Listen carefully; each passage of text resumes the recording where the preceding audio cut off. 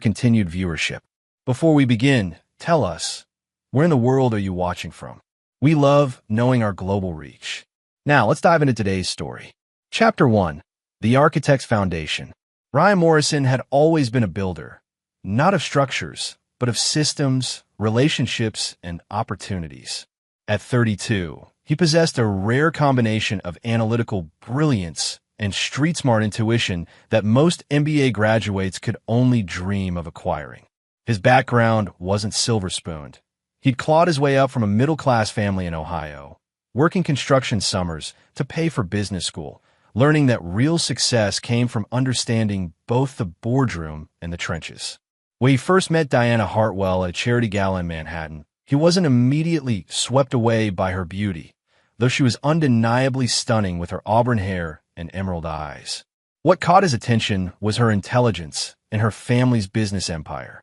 Hartwell Industries had been built by her grandfather in the 1960s, manufacturing specialized industrial equipment. By the time Diana's father, Gregory, took over, it was a solid but stagnating $50 million company, comfortable but lacking vision. Diana herself was a contradiction, sophisticated yet surprisingly naive about the business world her family dominated. She worked in the company's marketing department, more as a formality than necessity, spending her days organizing corporate events and managing social media presence. Their courtship was passionate but strategic on Ryan's part. He genuinely cared for Diana, but he also saw the potential in Hartwell Industries that Gregory couldn't see.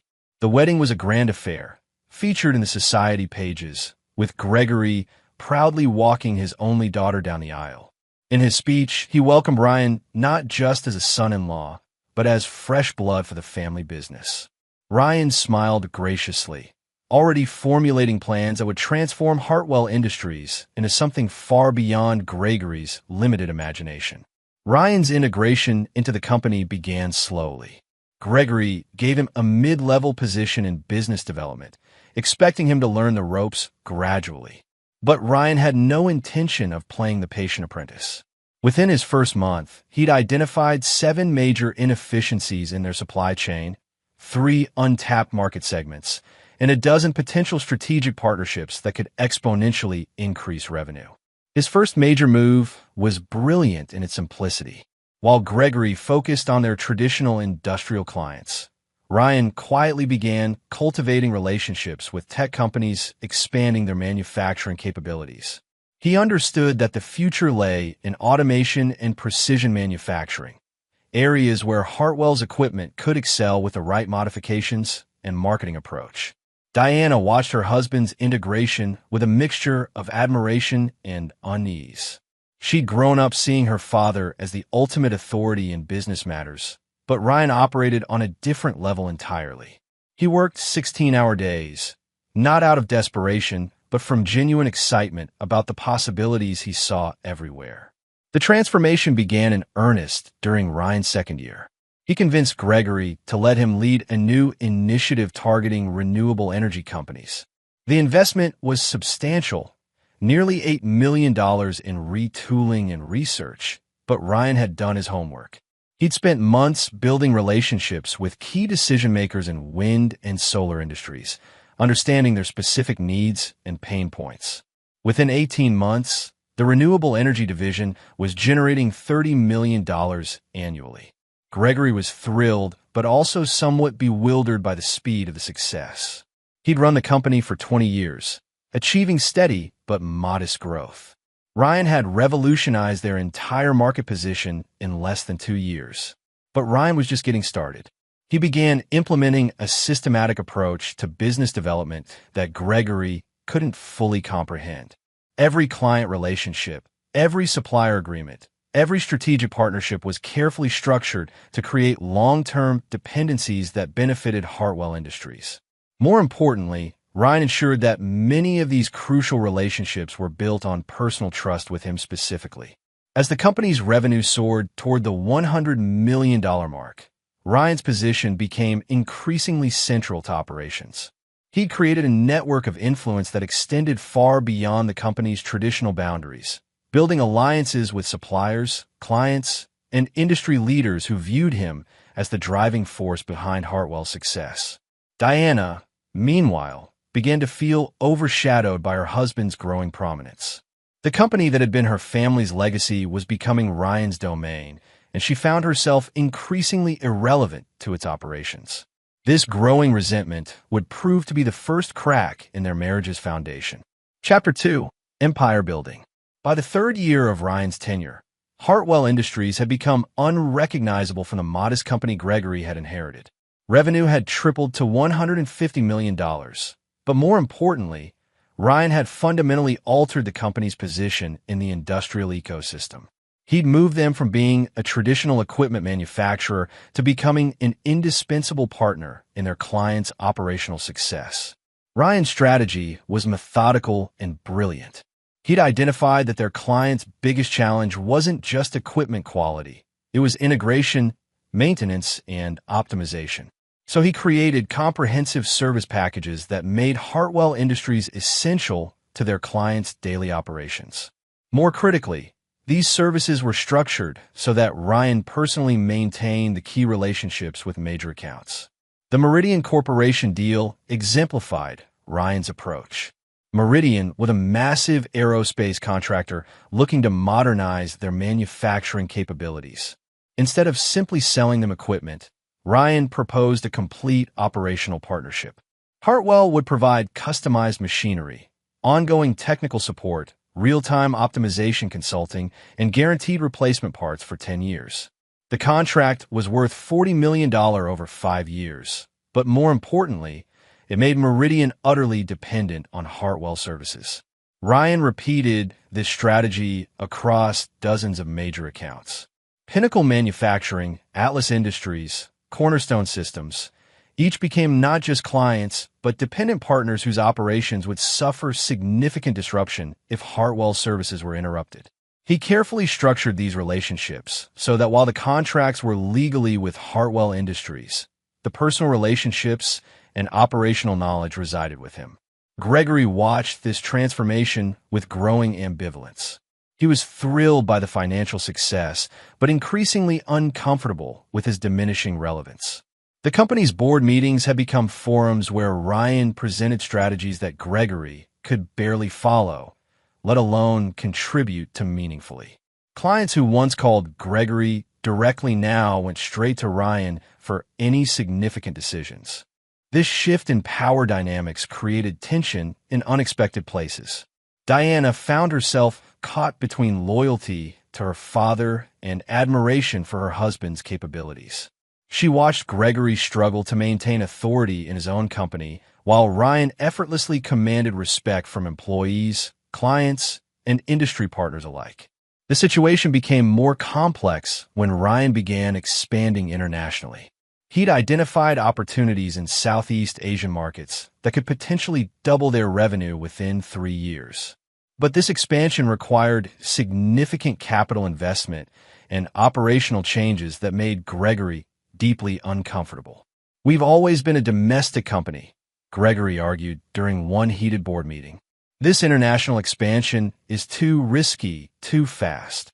Ryan calmly presented market analysis, financial projections, and preliminary agreements with potential partners in Malaysia and Vietnam. The numbers were compelling, but Gregory's resistance wasn't really about risk assessment. It was about control. He could sense that this expansion would solidify Ryan's position as the company's true leader while relegating Gregory to his ceremonial role. Despite Gregory's reservations, the board approved Ryan's international expansion plan. Within 18 months, Hartwell's Southeast Asian operations were generating $80 million annually. The company's total revenue had reached $280 million, making it a major player in their industry. But success came with unexpected consequences. Diana, who had initially been proud of Ryan's achievements, began feeling increasingly isolated and resentful. She'd grown up as Gregory Hartwell's daughter, inheriting status and importance from that identity. Now she was merely Ryan Morrison's wife, peripheral to the business empire that bore her family name but operated according to her husband's vision. Her resentment deepened when she realized how completely Ryan had transformed not just the company's operations, but its culture. Employees who had worked for her father for decades now looked to Ryan for leadership and direction. The office Christmas party conversations revolve around Ryan's latest strategic initiatives rather than the company's traditional values and practices.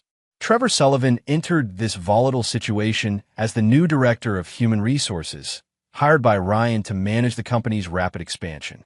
Trevor was charismatic, conventionally handsome, and possessed exactly the kind of smooth social skills that Diana found increasingly absent in her intensely focused husband. Where Ryan was always analyzing, planning, and building for the future, Trevor was charming, present, and attentive to immediate emotional needs. Diana's attraction to Trevor began innocently enough.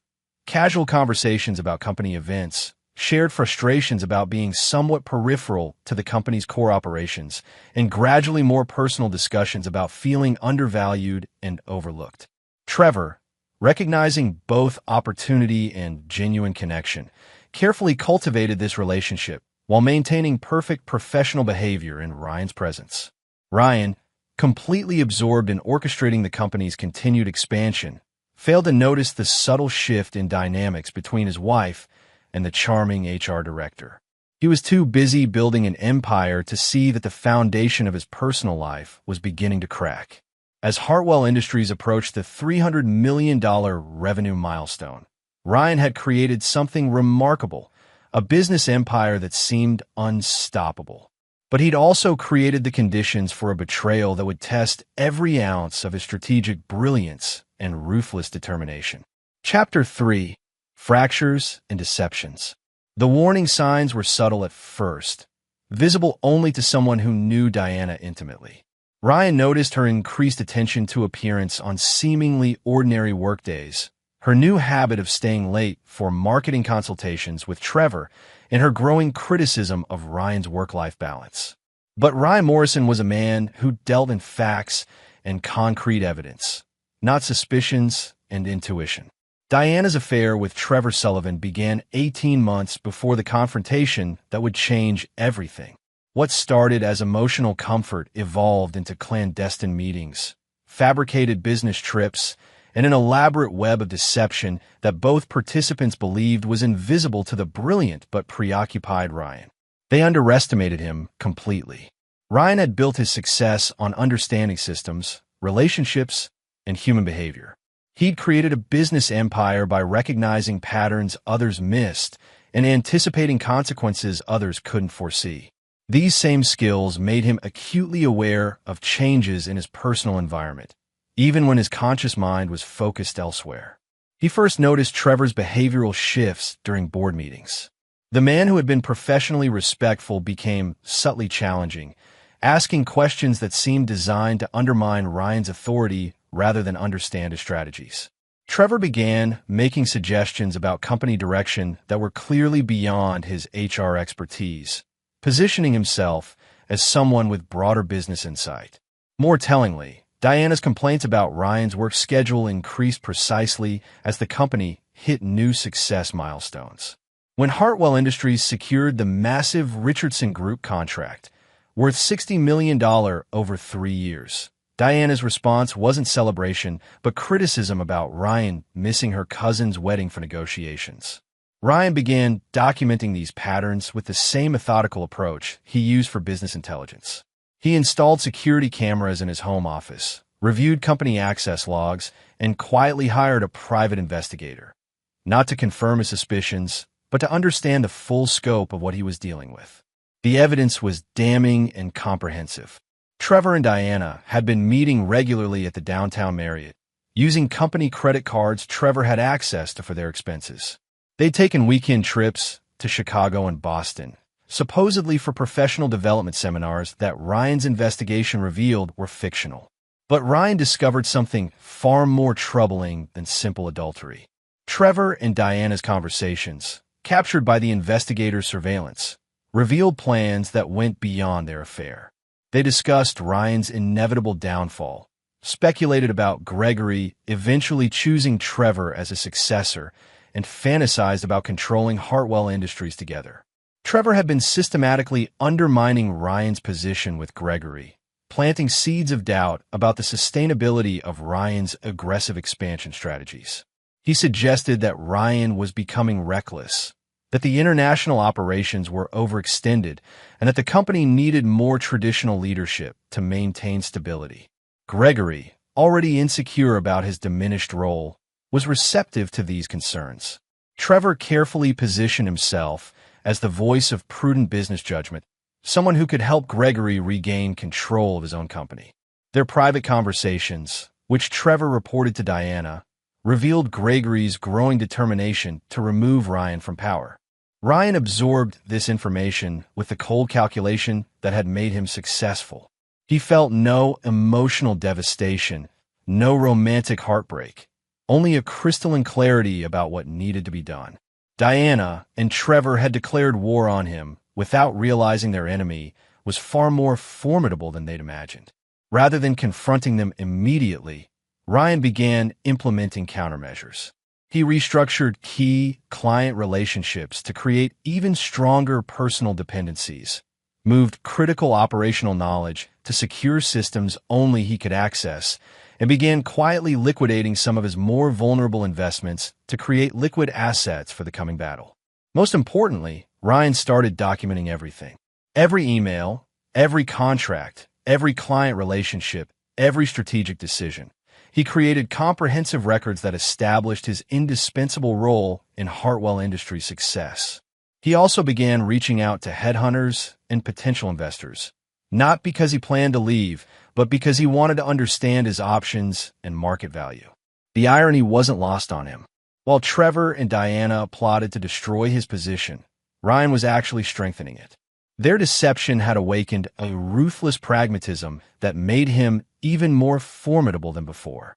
He'd built Hartwell Industries into a $400 million empire, but he'd done it while playing by Gregory's rules and maintaining family harmony. Now that those constraints were removed, Ryan began operating with complete strategic freedom. He started by creating additional dependencies within the company's operations. Key suppliers were locked into exclusive agreements that required his personal approval for modifications.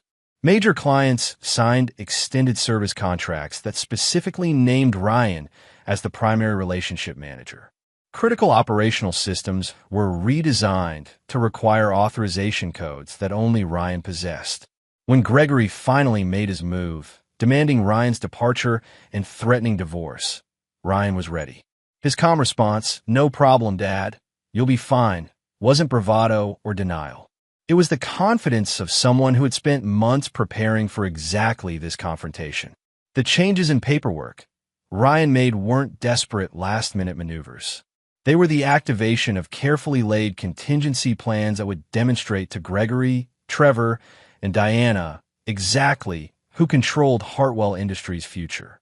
The 41 panic phone calls from Gregory the next day were just the beginning of their education in the true cost of betraying Ryan Morrison. Chapter 4. The Betrayal Unveiled. The confrontation came on a cold Thursday morning in November, exactly 3 years and 7 months after Ryan had joined Hartwell Industries. The company had just announced record quarterly profits of $142 million, making it one of the fastest-growing industrial manufacturers in the sector. Ryan arrived at the office expecting to discuss the Asian expansion timeline with Gregory, but instead found his father-in-law waiting with Trevor Sullivan and the company's longtime attorney, Bernard Walsh. "Ryan, sit down," Gregory commanded, his voice carrying an authority he hadn't exercised in months. "We need to talk." The office felt different, colder, more formal. Trevor sat slightly behind Gregory's desk, positioned as an advisor rather than subordinate. Walsh avoided eye contact, clearly uncomfortable with whatever script he'd been given. Ryan recognized the staging immediately. This was a corporate execution, carefully orchestrated and deliberately humiliating. "I've been thinking about the company's future," Gregory began, his words clearly rehearsed. "We've grown too fast, taken on too much risk. The international expansion, these complex client relationships, all these dependencies you've created, it's not sustainable." Ryan listened without interruption, his expression neutral. He'd anticipated this conversation for weeks. had rehearsed his responses, and prepared for every possible variation of Gregory's attack. What surprised him wasn't the betrayal itself, but the amateurish way it was being executed. "I'm restructuring the leadership team," Gregory continued. "Trevor will be taking over business development and client relations. You've done good work here, but it's time for you to move on. Your aggressive style just doesn't fit our company culture anymore." The insult was deliberate, suggesting that Ryan was the problem, that his success had somehow been detrimental to the company he'd transformed. Trevor leaned forward slightly, unable to suppress a small smile of anticipated victory. "There's one more thing," Gregory added, his voice dropping to a more personal tone. "Diana wants a divorce.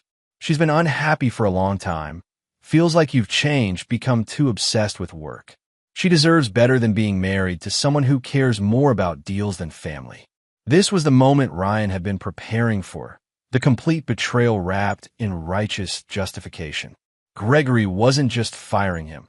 He was rewriting history to make Ryan the villain in his own success story. Ryan stood slowly, his movement deliberate and controlled.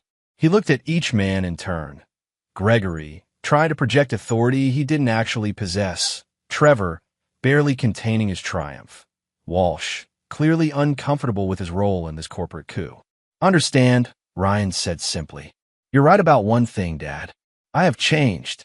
When I first joined this company, I thought family loyalty meant something.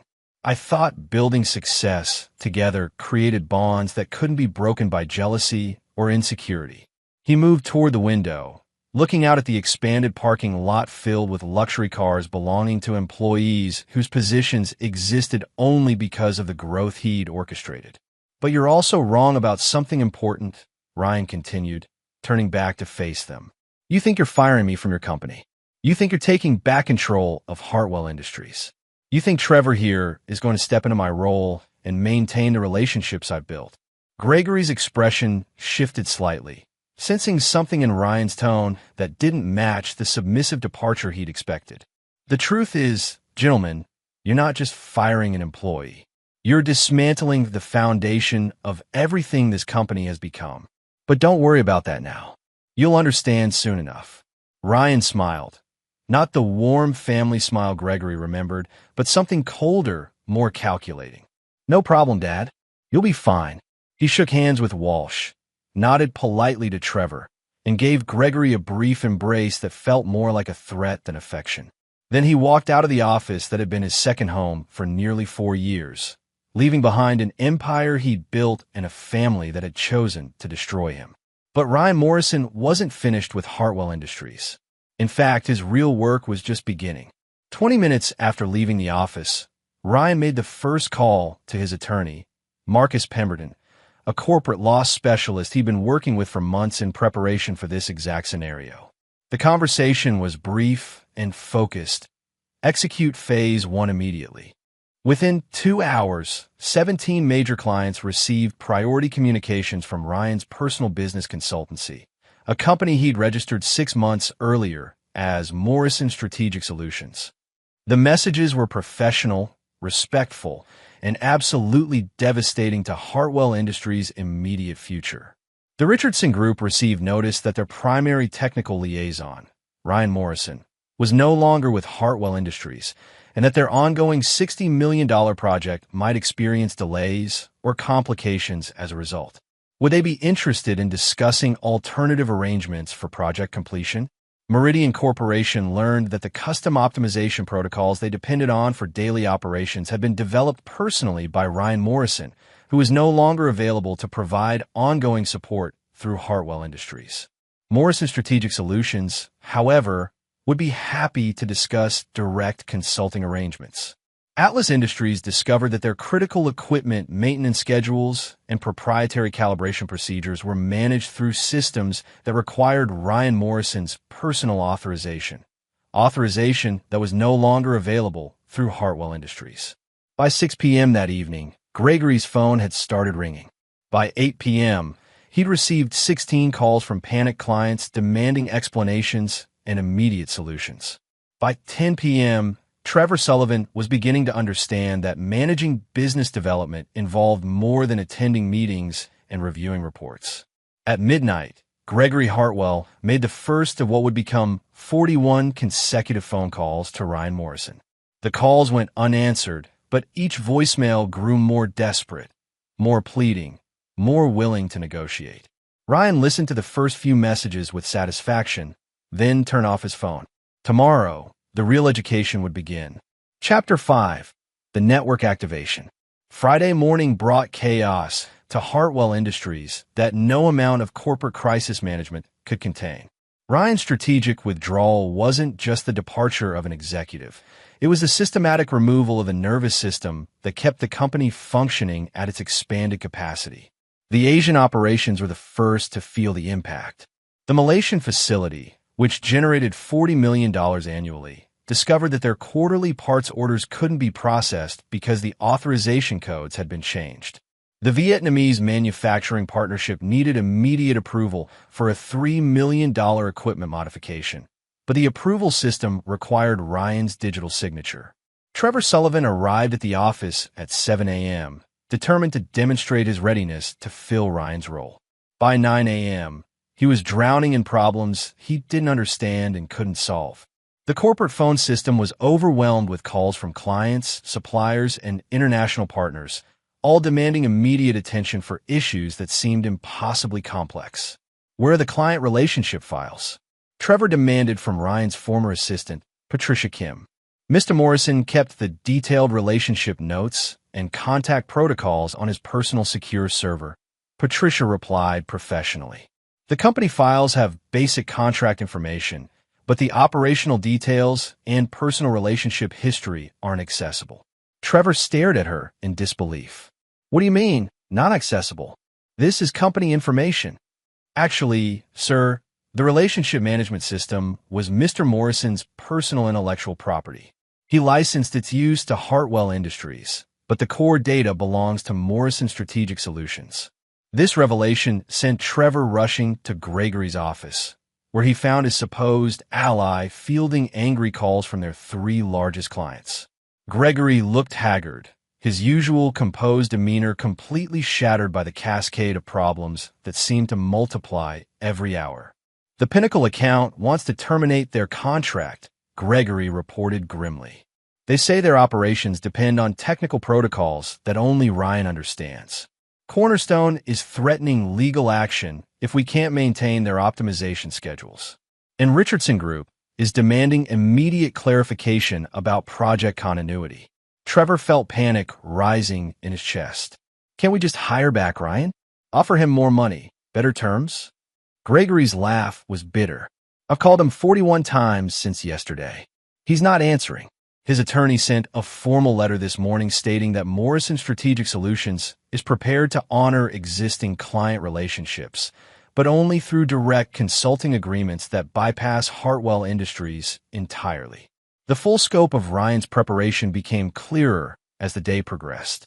The company's supplier relationships, which Ryan had carefully cultivated over 4 years, were structured with personal guarantee clauses that made Ryan individually responsible for contract fulfillment. Without his authorization, suppliers couldn't modify orders, adjust delivery schedules, or approve custom specifications. More devastatingly, Ryan had structured the international expansion financing through personal guarantees and relationships that made him indispensable to the debt arrangements. The Asian operations have been financed through a complex web of international partnerships where Ryan served as the primary relationship manager and operational guarantor. By noon, Hartwell Industries' stock price had dropped 12% as news of the management transition spread through industry networks. By 3 p.m., 3 major suppliers had suspended deliveries pending clarification of account management responsibilities. Diana, who had spent the morning celebrating her anticipated freedom with Trevor, began receiving panicked calls from her father by mid-afternoon. The reality of their situation was becoming undeniable. They hadn't just fired Ryan, they had systematically destroyed the infrastructure that made Hartwell Industries successful. Can he really do this? Diana asked Trevor during a private moment in his office. Can he just take all the clients and relationships? Trevor, who had spent the day discovering exactly how little he understood about Ryan's role, could only offer weak reassurances. It's probably just temporary disruption. We'll rebuild the relationships, bring in new talent. But even as he spoke, Trevor knew the situation was far worse than simple relationship management. Ryan hadn't just built client relationships. He had created operational dependencies that made Hartwell Industries essential to their clients' daily functions. More importantly, he had structured those dependencies so that his personal involvement was irreplaceable. The afternoon brought news that made their situation even more precarious. 3 of Hartwell's key engineering staff had submitted resignations, accepting positions with Morrison Strategic Solutions. 2 critical account managers followed suit, taking their institutional knowledge and client relationships with them. Patricia Kim delivered the final blow when she handed Gregory a formal notice that the proprietary software systems Ryan had developed for client relationship management, operational optimization, and international logistic coordination were licensed to Hartwell Industries on a month-to-month basis. Morrison Strategic Solutions was terminating those licenses effective immediately. What does this mean practically? Gregory demanded. It means, sir, that we lose access to the systems that manage $280 million worth of client relationships, track $40 million in international operations, and coordinate the supply chain for our core manufacturing processes. We'll need to rebuild these systems from scratch or find alternative solutions. Gregory stared at the notice in his hands, finally understanding the magnitude of what he'd done. He hadn't just fired his son-in-law. He had declared war on the person who had become Hartwell Industries' central nervous system. As the market closed on Friday, Hartwell Industries' stock had fallen 18%. Industry publications were reporting management chaos and operational disruptions at what had been one of the sector's most successful companies. Ryan Morrison, meanwhile, was working from his home office, fielding calls from clients eager to maintain their business relationships through his new consulting firm. The transition was proceeding exactly as he had planned: surgical, comprehensive, and utterly devastating to those who had betrayed him. Gregory's 41st phone call came at 11:47 p.m. This time, Ryan answered. "Hello, Dad," Ryan said calmly. "I understand you've been trying to reach me." Chapter 6. The Reckoning Begins. "Ryan, thank God." Gregory's voice was strained, desperate. "We need to talk. This whole situation has gotten out of hand." Ryan leaned back in his leather chair, looking out at the city lights from his home office. He'd been expecting this call for exactly 36 hours and 17 minutes. Long enough for Gregory to understand the scope of his miscalculation, but not long enough for him to find alternative solutions. "Has it gotten out of hand, Dad?" "From my perspective, everything is proceeding exactly as expected. Hartwell Industries made a management decision, and the market is responding accordingly. Don't play games with me, son. You know what you're doing to the company. You're destroying everything we built together." The irony in Gregory's words was perfect. "Everything we built together? That's interesting. Yesterday you told me I didn't belong at Hartwell Industries. You said my aggressive style didn't fit the company culture. Now you're claiming joint ownership of the success." Gregory's silence stretched for several seconds. When he spoke again, his voice carried a pleading tone Ryan had never heard before. "Look, maybe I made a mistake. The stress of rapid growth, the pressure from the board, I wasn't thinking clearly. We can fix this. Come back. We'll restructure your position, give you more authority." "More authority?" Ryan's laugh was cold. "Dad, I created $450 million in value for Hartwell Industries. I built relationships that generate nearly 80% of your revenue. I designed operational systems that keep your entire Asian expansion functioning. Exactly what additional authority were you planning to offer me?" Trevor's voice came through in the background, clearly on speakerphone. "Ryan, we can work this out. This doesn't have to be adversarial." "Trevor." Ryan's tone brightened with false warmth. "How was your first day as Director of Business Development? Did you enjoy managing the Richardson Group crisis? How about explaining to Meridian Corporation why their optimization protocols suddenly stopped working?" The silence from Trevor's end was answer enough. "Here's what's going to happen," Ryan continued, his voice becoming businesslike. "Morrison Strategic Solutions has received formal requests from 14 major clients to take over their accounts directly. We're prepared to honor their existing service requirements through new consulting agreements. Hartwell Industries is welcome to compete for those contracts, of course. You can't just steal our clients. Gregory exploded. Steal? Dad, these companies are asking me to continue providing services you apparently can't deliver. I spent 4 years building personal relationships based on trust and competence. Those relationships belong to me, not to Hartwell Industries. Ryan let that sink in before continuing. Besides, you fired me. You said my services weren't needed. Now you're upset that I'm offering those same services to clients who still want them. What do you want? Gregory asked, defeat creeping into his voice. Money? Ownership percentage? Just tell me what it will take to fix this. This was the moment Ryan had been orchestrating since the day he discovered Diana's affair. Everything had led to this conversation, this admission of complete dependency. I want you to understand something, Dad. For 4 years, I respected you. I treated you like family. I built your company into an empire while maintaining the fiction that you were still in charge. I did that out of love for Diana and respect for the Hartwell legacy. Ryan's voice hardened. But you chose to betray that respect. You chose to conspire with my wife's lover to destroy me. You chose to rewrite history and make me the villain in my own success story. Ryan, about Diana. Don't. The word cut through Gregory's attempt at explanation like a blade. I know about Trevor. I know about the affair. I know about your private conversations where you plan my removal. I know about Diana's fantasies of controlling the company with her new boyfriend. The silence on the other end was complete. So here's what's actually going to happen, Ryan continued. Morrison Strategic Solutions will take over the accounts that want to work with us directly.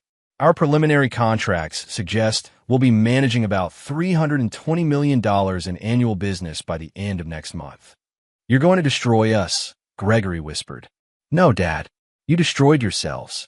I'm just building a new company with clients who value competence over family drama. Ryan ended the call and immediately dialed Marcus Pemberton, his attorney. How did the acquisition proposal go? Ryan asked. Better than expected. The Richardson Group is very interested in a direct partnership structure. Meridian Corporation wants to discuss exclusive consulting arrangements.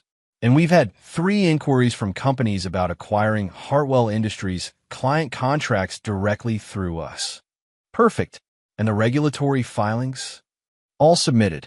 Morrison Strategic Solutions is now officially registered as a comprehensive industrial consulting firm. We have the legal framework to operate in all the same markets as Hartwell Industries. Monday morning would bring phase 2 of Ryan's plan. The systematic acquisition of everything valuable that Hartwell Industries had built, purchased at a fraction of its worth from a company that could no longer function without his involvement. But first, he had one more call to make. Diana had left 17 voicemails over the weekend, her tone progressing from angry to confused to desperate.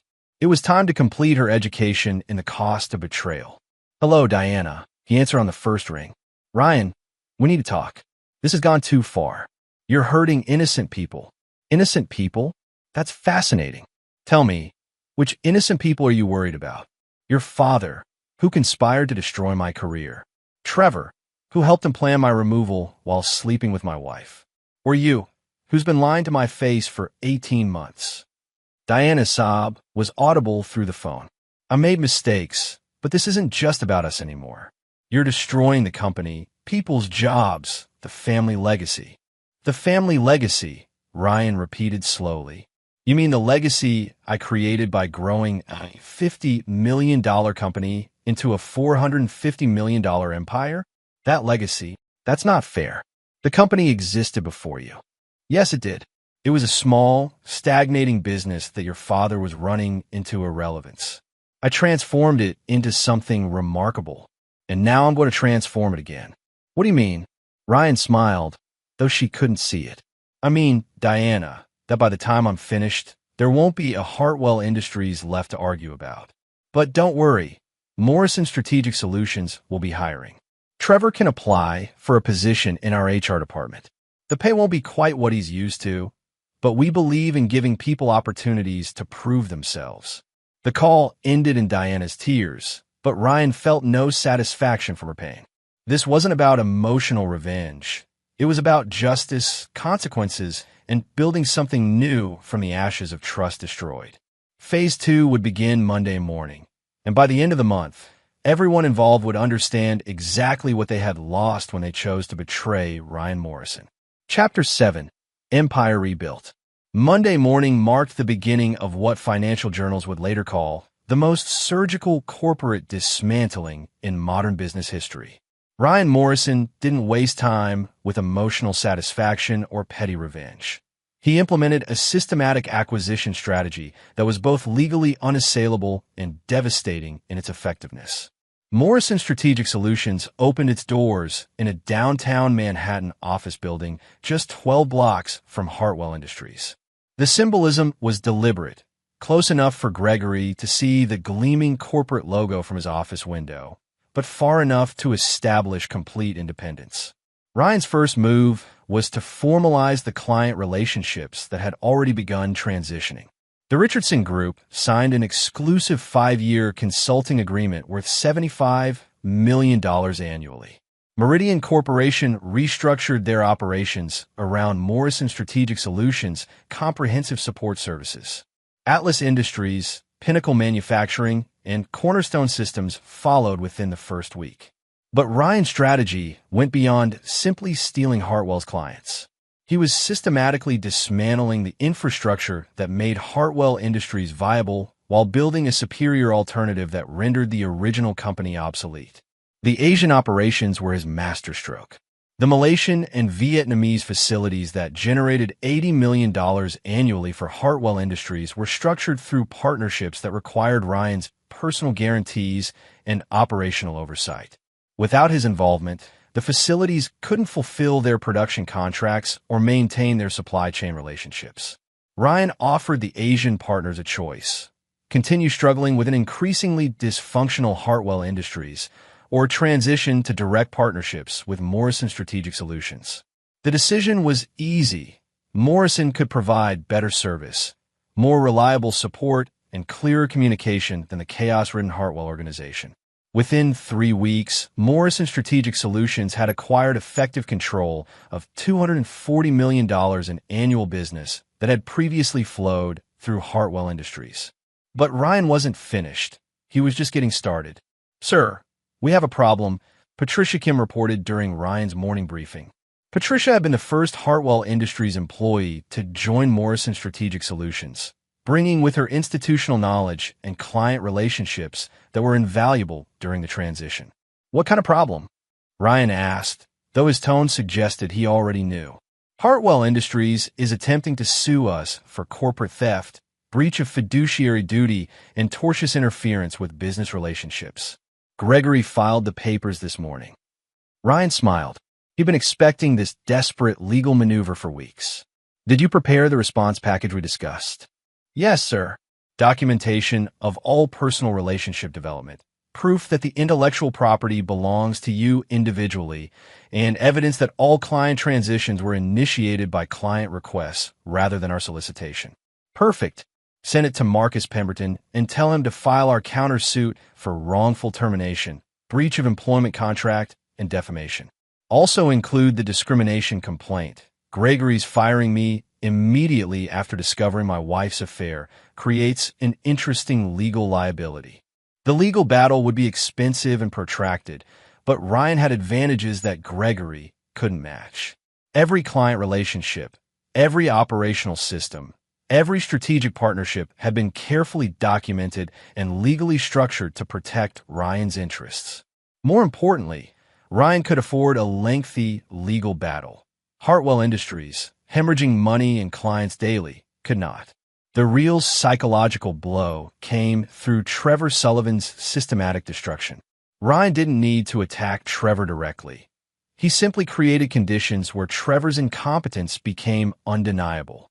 When Trevor attempted to rebuild client relationships, he discovered that the decision-makers he tried to contact were people Ryan had personally recruited and promoted. These individuals owed their careers to Ryan's mentorship and had no loyalty to Hartwell Industries as an institution. When Trevor tried to manage the Asian operations, he found himself dealing with partners who spoke limited English and had developed working relationships exclusively with Ryan. Critical production decisions required cultural understanding and technical knowledge that Trevor simply didn't possess. When Trevor attempted to replace Ryan's proprietary operational systems, he discovered that rebuilding them would cost approximately $15 million and take 18 months, time and money that Hartwell Industries couldn't afford. Diana watched her lover's confidence crumble under the pressure of responsibilities he'd never understood. The man who had seemed so sophisticated and capable in hotel rooms and private conversations revealed himself to be fundamentally out of his depth when faced with real business challenges. "Maybe we should just try to make peace with Ryan," Diana suggested during one of their increasingly strained conversations. Trevor's response was bitter. "He's not interested in peace. He's interested in destroying us." Trevor was wrong. Ryan wasn't interested in destroying them. He was interested in building something better from the resources they could no longer effectively manage. Their destruction was simply a natural consequence of their incompetence. By the end of the first month, Morrison Strategic Solutions had grown to 47 employees and was generating $28 million in monthly revenue. Hartwell Industries, meanwhile, had lost 60% of its client base and was facing severe cash flow problems. Gregory made increasingly desperate attempts to negotiate, offering Ryan partnerships, buyback agreements, and even majority ownership of Hartwell Industries. Each offer was politely declined. Ryan had no interest in salvaging Gregory's company. He was building something far superior. The final phase of Ryan's strategy involved acquiring Hartwell Industries' physical assets at liquidation prices. As the company's financial situation deteriorated, creditors began demanding payment, and suppliers suspended services. Gregory was forced to sell equipment, facilities, and intellectual property to meet immediate obligations. Morrison Strategic Solutions submitted competitive bids for every major asset sale, acquiring critical manufacturing equipment at 30 cents on the dollar. The Malaysian facility partnership was transferred directly to Morrison for the assumption of existing debt. The Vietnamese operations were restructured as a Morrison subsidiary. Within 6 months, Ryan had built a company that not only replaced Hartwell Industries, but significantly exceeded its capabilities. Morrison Strategic Solutions generated $380 million in annual revenue, employed 180 people, and maintained operational facilities across 3 continents. Hartwell Industries, reduced to a skeleton operation managing $60 million in legacy contracts, was effectively a shell of its former self. Gregory had managed to save the company's legal existence, but its substance, everything valuable that had made it successful, now belonged to Ryan Morrison.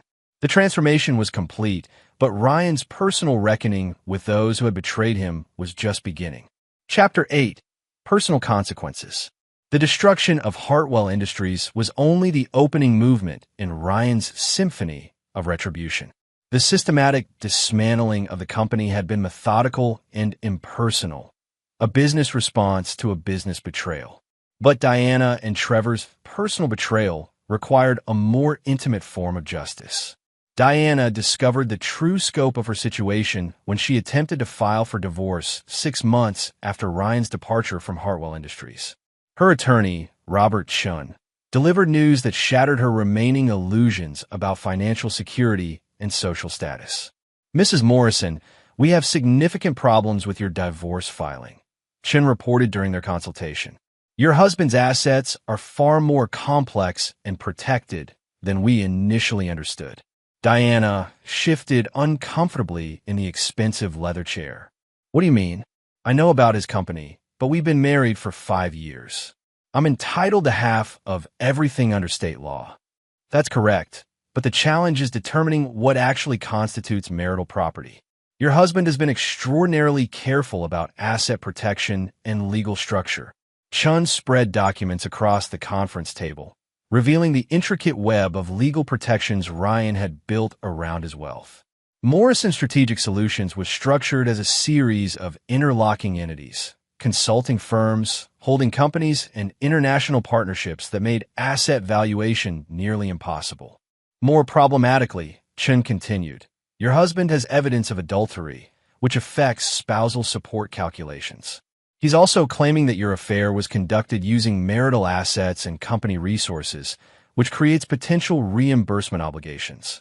Diana felt panic rising in her chest. What does that mean practically? It means instead of receiving a substantial settlement, you might owe your husband money. The hotel bills, travel expenses, and personal charges associated with your affair were paid using credit cards and accounts that legally belong to both of you. Your husband is claiming financial damage from your misuse of marital assets. The legal strategy was brilliant in its cruelty. Ryan wasn't just denying Diana access to his wealth. He was making her affair financially catastrophic for her personally. Every romantic dinner, every weekend getaway, every gift she'd exchanged with Trevor became evidence of financial misconduct. Trevor faced his own reckoning as Hartwell Industries' collapse accelerated. His position as director of business development became meaningless when there was no business left to develop. Gregory, desperate to cut costs, eliminated Trevor's position 8 months after Ryan's departure. "I'm sorry, Trevor," Gregory said during the termination meeting. "We simply can't afford your salary anymore.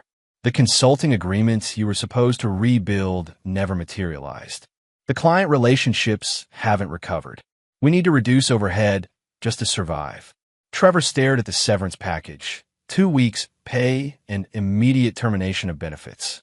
Less than a year earlier, he'd been planning to take over Ryan's role and marry the boss's daughter. Now he was unemployed, associated with a failed company, and romantically involved with a woman whose divorce was becoming a financial disaster. His attempts to find new employment revealed how completely Ryan had contaminated his professional reputation. Industry contacts who might have been interested in Trevor's skills were aware of his role in Hartwell Industries' collapse.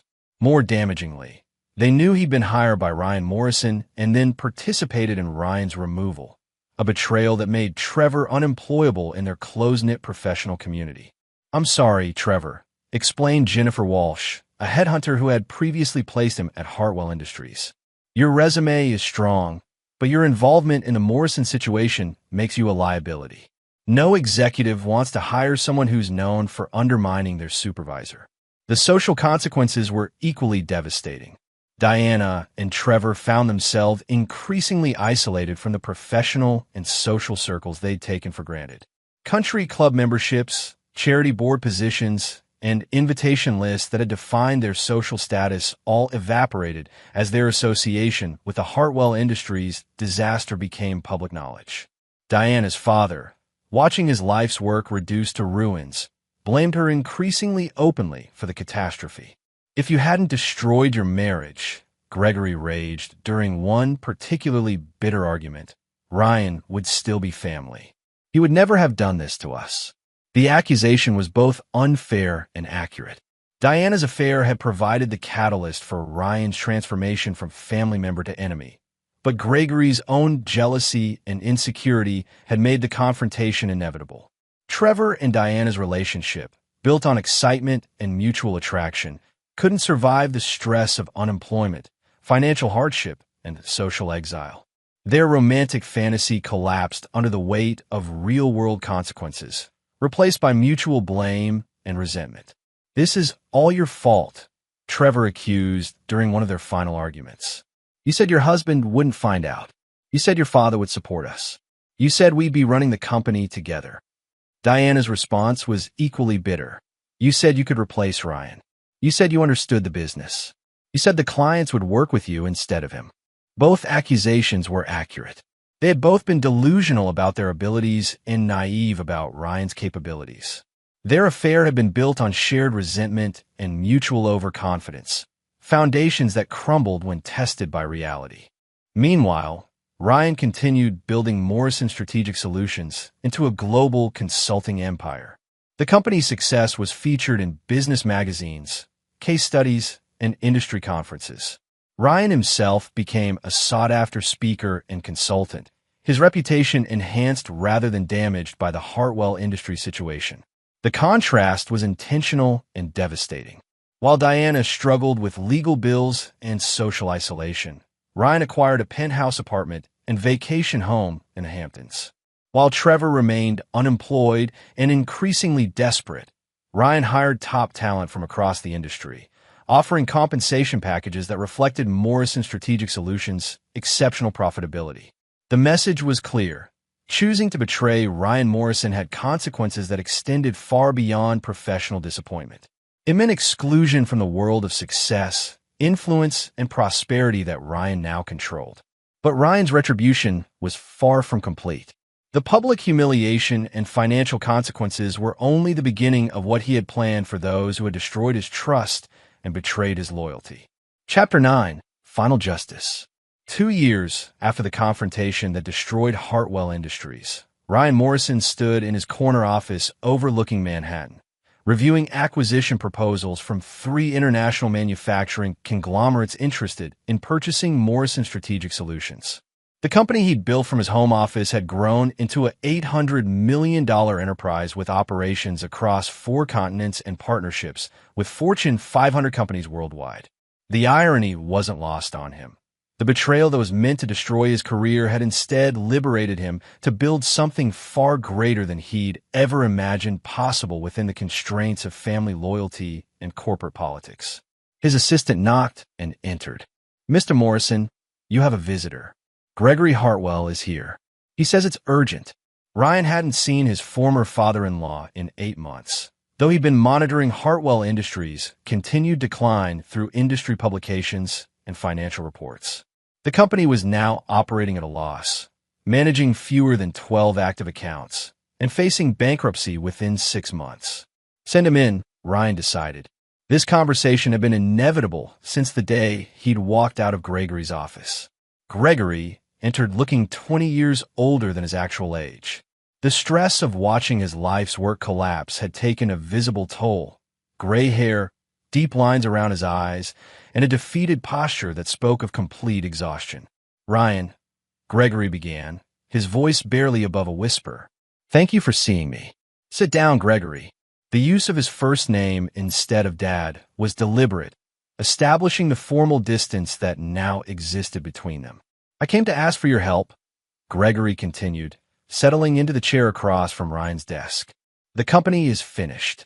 We'll be filing for bankruptcy next month unless something changes." Ryan remained silent, allowing Gregory to continue. "I know what I did was wrong. I let jealousy and insecurity cloud my judgment. I believed Trevor's lies about your being a threat to the company's stability. I participated in destroying the best thing that ever happened to Hartwell Industries." "You did more than participate, Gregory. You orchestrated it. You planned my removal, you chose my replacement, and you delivered the message personally." Gregory nodded, tears forming in his eyes. "I know. I take full responsibility. But I'm not here just for myself. There are still 43 employees at Hartwell Industries. They're going to lose their jobs because of my mistakes." This was the moment Ryan had been anticipating, the complete acknowledgement of responsibility and the appeal to his sense of mercy. "What exactly are you asking me to do?" Ryan asked. "Buy the company. Purchase our remaining assets, take over our contracts, and save the jobs. I'll transfer my ownership stake for whatever you think is fair. I just want to minimize the damage to innocent people." Ryan leaned back in his chair, considering the proposal. "And what about Diana? What about Trevor? Are they part of this rehabilitation fantasy?" Gregory's expression hardened slightly. Diana is no longer my concern. The divorce was finalized last month. She's received nothing beyond what the courts ordered for immediate support, which amounts to very little given the circumstances. And Trevor hasn't worked in the industry since I let him go. Last I heard, he was managing a retail store in Ohio. His reputation is finished. Ryan stood and walked to his window, looking down at the busy street below. After a long moment, he turned back to Gregory. "I'll make you an offer, Gregory, but comes with conditions you might find unacceptable." "Name them." "First, Morrison Strategic Solutions will acquire Hartwell Industries' remaining assets for the amount of outstanding debt, approximately $12 million. This covers your creditors, but leaves you with nothing." Gregory nodded. "Acceptable." "Second, I'll retain the 43 employees and honor their existing benefit packages. They're not responsible for your mistakes." Thank you. Third, you'll sign a comprehensive non-disclosure agreement about all business operations, client relationships, and strategic information you learned during my employment. You'll also provide a written confession acknowledging your role in the conspiracy to remove me from the company. Gregory hesitated. A confession? Full documentation of your discussions with Trevor, your knowledge of Diana's affair, and your decision to terminate my employment based on personal rather than professional considerations. I want a complete record of what happened and why. That's professionally humiliating. Gregory, you're about to lose everything you spent 40 years building. Professional humiliation is the least significant consequence you're facing. After several minutes of consideration, Gregory nodded. Acceptable. Fourth and finally, Ryan continued, you'll have no ongoing role in the company or its operations. You'll receive no consulting fees, no advisory positions, no involvement of any kind. Hartwell Industries will become a Morrison Strategic Solutions subsidiary, and you'll be permanently excluded from its management. The final condition was the most bitter. Gregory would be forced to watch someone else control the company that bore his family name, manage relationships he'd spent decades building, and direct operations he'd created from nothing. Understand, Gregory said quietly. When can we finalize the agreement? The paperwork will be ready tomorrow. You can sign it, collect your personal belongings, and close this chapter of your life. Gregory stood to leave, then turned back. Ryan, for what it's worth, I'm sorry. You deserve better from all of us. You're right, Gregory. I did deserve better. But your betrayal taught me something valuable. Family loyalty is only worth maintaining when it's mutual. When it becomes one-sided, it becomes weakness. After Gregory left, Ryan called his attorney to begin the acquisition process. Within 2 weeks, Morrison Strategic Solutions had absorbed Hartwell Industries' remaining operations, integrated its employees, and eliminated the last vestige of the company that had once defined the Hartwell family legacy. Diana attempted contact several times over the following months, sending letters and messages asking for reconciliation or at least civil communication. Ryan never responded. She had made her choice when she decided that Trevor Sullivan was more appealing than her marriage, and Ryan never gave second chances to people who betrayed his trust. Trevor's fate was perhaps the most fitting. His association with the Hartwell Industries disaster made him permanently unemployable in their industry. He eventually moved back to his hometown in Ohio, managing a small electronics store and living with the knowledge that his affair with Diana had cost him any chance of professional success. 5 years after the confrontation that destroyed Hartwell Industries, Ryan Morrison was featured on the cover of Forbes magazine as the executive who built an empire from betrayal. The article detailed how his removal from a family company had catalyzed the creation of one of the most successful consulting firms in American business history. Ryan kept the magazine cover framed on his office wall, not as a trophy of revenge, but as a reminder that the best response to betrayal wasn't emotional retaliation, but systematic success that made the betrayers irrelevant.